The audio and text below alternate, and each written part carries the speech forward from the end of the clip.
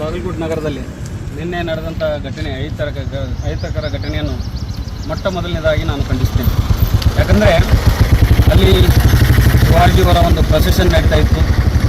ಜೊತೆ ಜೊತೆಗೆ ಮುಸಲ್ಮಾನರ ಒಂದು ರಂಜಾನ್ ಹಬ್ಬದ ಪ್ರಯುಕ್ತ ಒಂದು ಪ್ರಾರ್ಥನೆಯೂ ಕೂಡ ನಡೀತಾ ಇತ್ತು.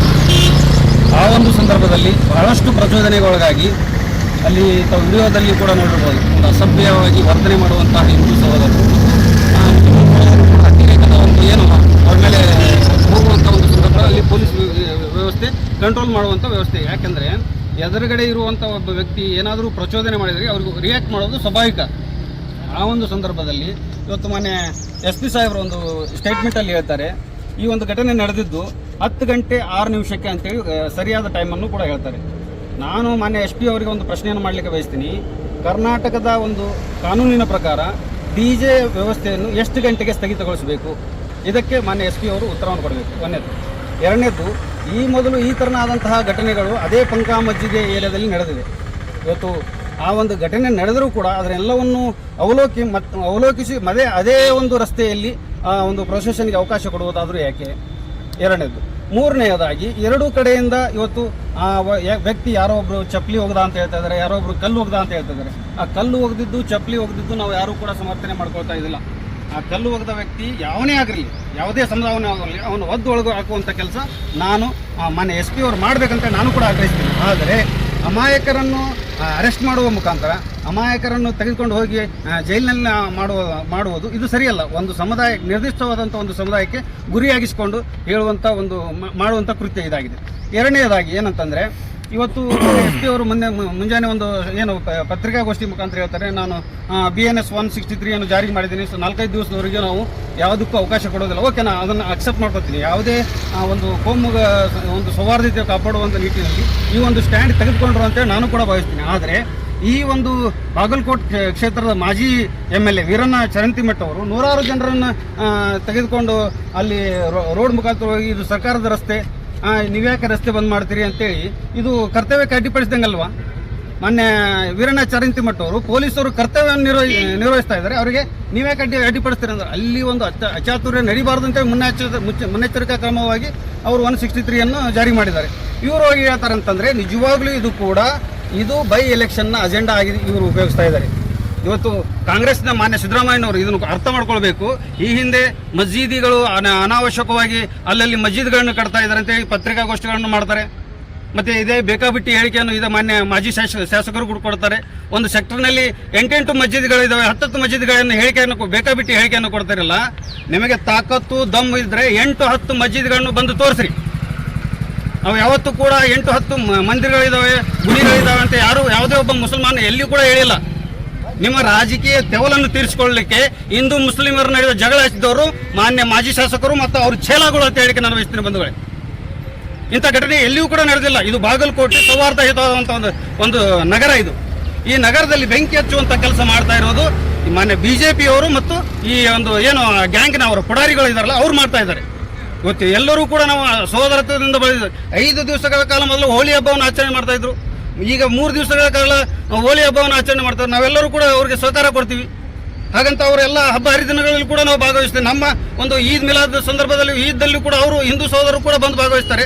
ಆದರೆ ಕೆಲವು ಏನು ಈ ಪುಡಾರಿಗಳು ಮಾಡುವುದರಿಂದಾಗಿ ಇವತ್ತು ಹಿಂದೂ ಇರ್ಬೋದು, ಮುಸಲ್ಮಾನ ಇರ್ಬೋದು, ಅದು ಯಾವುದೇ ವ್ಯಕ್ತಿ ಒಂದು ಸಮುದಾಯದ ನಡುವೆ ಬೆಂಕಿ ಹಚ್ಚುವಂಥ ಕೆಲಸ ಮಾಡಿದರೆ ಅವನು ದೇಶದ್ರೋಹಿ ಅಂತ ಹೇಳಿಕೆ ನಾನು ಬಯಸ್ತೇನೆ. ಇವತ್ತು ಹಿಂದೂಗಳ ನಡುವೆಯಲ್ಲಿ ಮಾಡುವಂಥ ಏನು ಬೆಂಕಿ ಹಚ್ಚುವಂಥ ಕೆಲಸ ಮಾಡಿದ್ರೆ ಅವನು ದೇಶದ್ರೋಹಿ, ಮುಸಲ್ಮಾನರಾಗಿದ್ರು ಕೂಡ ಅವನು ದೇಶದ್ರೋಹಿ ಅಂತ ಹೇಳಿಕೆ ಬಯಸ್ತೀನಿ. ಯಾಕೆ ತಾರತಮ್ಯ?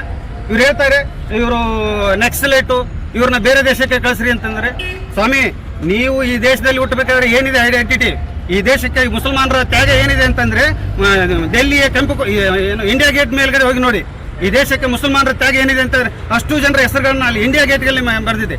ನಿಮ್ಮ ಸಂಘ ಪರಿವಾರದವ್ರ ಹೆಸರು ಒಬ್ಬರನ್ನ ತೋರಿಸ್ಕೊಟ್ಟಿ ಇಲ್ಲ.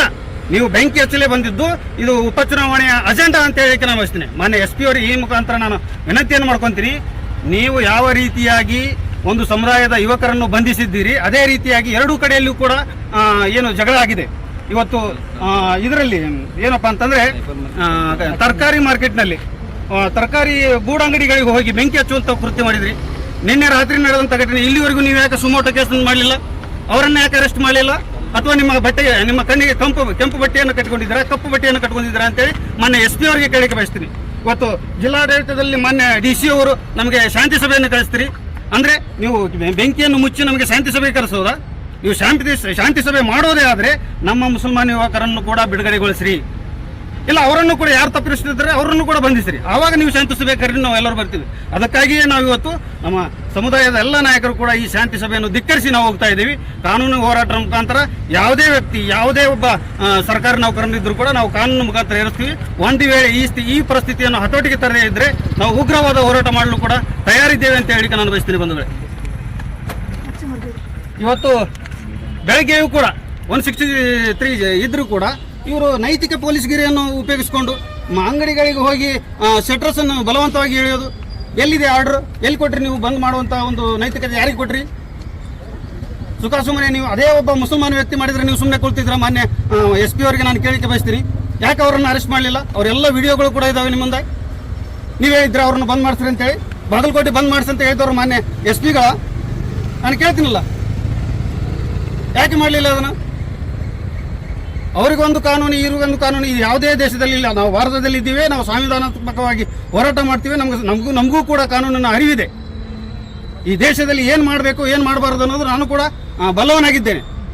ಇವತ್ತು ಯಾವುದೇ ಒಬ್ಬ ಮುಸಲ್ಮಾನ ವ್ಯಕ್ತಿ ಅಲ್ಲಿ ಚಪ್ಪಲಿ ಎಸೆದ, ಕಲ್ಲು ಎಸೆದನ್ನು ನಾವು ಎಂದಿಗೂ ಕೂಡ ಸಮರ್ಥನೆ ಮಾಡ್ಕೊಳ್ಳೋದಿಲ್ಲ. ಅದು ಯಾವುದೇ ವ್ಯಕ್ತಿ ಇರಲಿ, ಇವತ್ತು ಮಸ್ಜಿದಿಯಿಂದ ಬರಲಿ, ಮಂದಿರದಿಂದ ಬರಲಿ, ಮಠದಿಂದ ಬರಲಿ, ಅದನ್ನು ಅವನ್ನ ಅರೆಸ್ಟ್ ಮಾಡುವಂಥದ್ದು ಕಾನೂನು ಸುವ್ಯವಸ್ಥೆಗೆ ನಾವು ಒಪ್ಪಿಸ್ತೀವಿ. ಒಂದು ವೇಳೆ ಆ ವ್ಯಕ್ತಿಯನ್ನು ನಮ್ಮ ಕೈ ಕೊಟ್ಟರೆ ನಾವು ಯಾವ ರೀತಿಯಾದಂಥ ಶಿಕ್ಷೆಯನ್ನು ಕೊಡ್ತೀವಿ ಅಂತೇಳಿ. ಯಾವುದೇ ಪೂರ್ವ ತನಿಖೆ ಇಲ್ಲದೆ 8 ಜನರನ್ನು ನೀವು ಅರೆಸ್ಟ್ ಮಾಡ್ತೀರಿ. ಯಾವ ತನಿಖೆ ಮಾಡಿದ್ರಿ? ಏನು ಬಂತು ಅಲ್ಲಿಂದ? ಬಹಿರಂಗಪಡಿಸಲಿ ಅದನ್ನು. ಸುಮ್ಮನೆ ಒಂದು ಕಣ್ಣಿಗೆ ಬೆಣ್ಣೆ, ಒಂದು ಕಣ್ಣಿಗೆ ಸುಣ್ಣವನ್ನು ಹಚ್ಚಿದ್ರೆ ನಾವು ಕೇಳೋದಿಲ್ಲ. ಹಾಗಾಗಿ ಜಿಲ್ಲಾಡಳಿತವು ಇದರಲ್ಲಿ ಭಾಗವಹಿಸಿ, ಮಾನ್ಯ ಜಿಲ್ಲಾ ಉಸ್ತುವಾರಿ ಸಚಿವರು ಕೂಡ ಇವತ್ತು ಇಲ್ಲಿ ಬಂದಿದ್ದಾರೆ ಅಂತ ಕೇಳಿದ್ದೀನಿ. ಮಾನ್ಯ ತಿಮ್ಮಾಪುರ ಅವರು ಅಲ್ಲಿ IBಯಲ್ಲಿ ಬಂದು ಮೀಟಿಂಗ್ ಮಾಡಿ ಹೋಗ್ತೀರಿ ಅಂತಂದ್ರೆ ಏನು ಕೊಡ್ತೀರಿ ಈ ಜನಕ್ಕೆ ಸಂದೇಶವನ್ನು? ಈ ಜನ ಎಲ್ಲವನ್ನು ನೋಡ್ತಾ ಇದೆ. ಕಾಂಗ್ರೆಸ್ ಸರ್ಕಾರದ ಆಡಳಿತ ಎಲ್ಲವನ್ನು ನೋಡ್ತಾ ಇದೆ. ನಿಮ್ಮ ಆಡಳಿತ ವಿಫಲವಾಗಿದೆ. ಬಾಗಲಕೋಟೆಯನ್ನು ದಂಗೆ ಎಬ್ಬಿಸಲಿಕ್ಕೆ ನೀವು ಹೊರಟಿದರೆ ಮುಂದಿನ ದಿನಮಾನಗಳಲ್ಲಿ ನಿಮಗೆ ಉತ್ತರ ಕೊಡಲಿಕ್ಕೆ ಇಲ್ಲಿಯ ಪ್ರಜೆಗಳು ಸನ್ನದ್ಧರಾಗಿದ್ದಾರೆ ಅಂತ ಹೇಳಿ ನಾನು ಬಯಸ್ತೀನಿ ಬಂಧುಗಳೇ.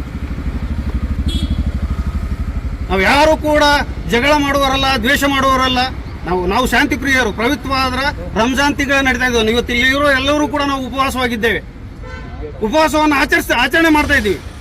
ನಮ್ಮ ಧರ್ಮದಲ್ಲಿ ಇಂತಹ ಒಂದು ದ್ವೇಷದ ರಾಜಕಾರಣವನ್ನು ನಮ್ಮ ಯಾರಿಗೂ ಕೂಡ ಕಲಿಸಿಲ್ಲ. ಎಷ್ಟೊಂದು ಸಹಿಸೋದು ಬಂಧುಗಳೇ.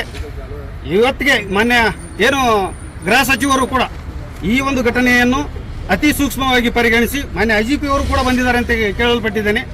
ಈ ಘಟನೆಯನ್ನು ಸಂಪೂರ್ಣವಾಗಿ ಅಧ್ಯಯನಗೊಳಿಸಿ ಯಾರೆಲ್ಲ ತಪ್ಪಿಸ್ತಿದ್ದಾರೆ, ಯಾವುದೇ ಸಮುದಾಯವನ್ನು ನೋಡ್ಲಿಕ್ಕೆ ಹೋಗಬೇಡ್ರಿ. ಅದು ಹಿಂದೂ ಆದ್ರೂ ಸರಿ, ಅದು ಮುಸಲ್ಮಾನರಾದ್ರೂ ಸರಿ, ಅವರ ಮೇಲೆ ನಿರ್ದಾಕ್ಷಿಣ್ಯ ಕ್ರಮವನ್ನು ವಹಿಸಬೇಕು.